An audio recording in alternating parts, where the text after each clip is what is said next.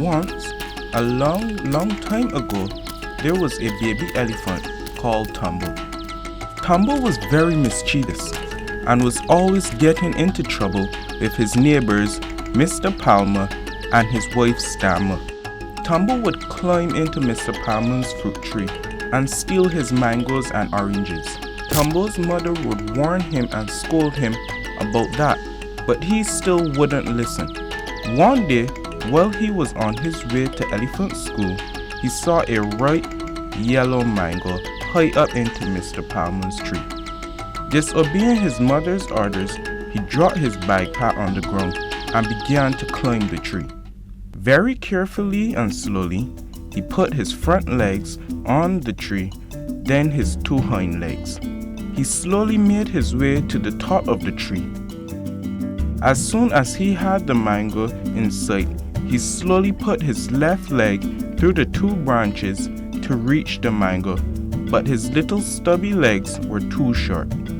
He climbed up a little higher and put his head through two thick branches, and surprisingly, he reached the mango.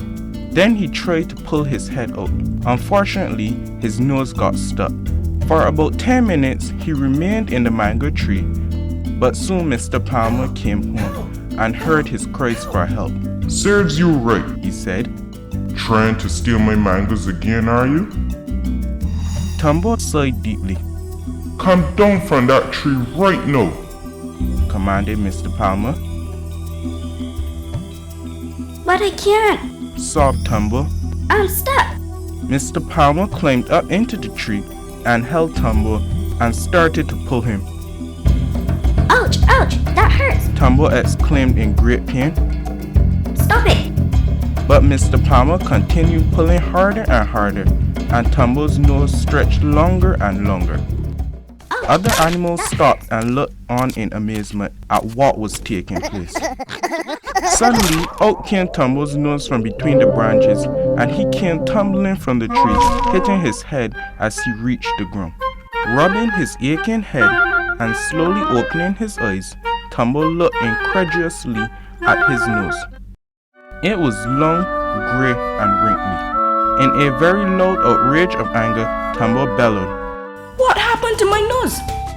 The other animals began to point and laugh at Tumbo's nose.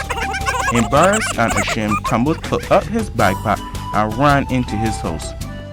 From that day until now, elephants have long noses called trunks.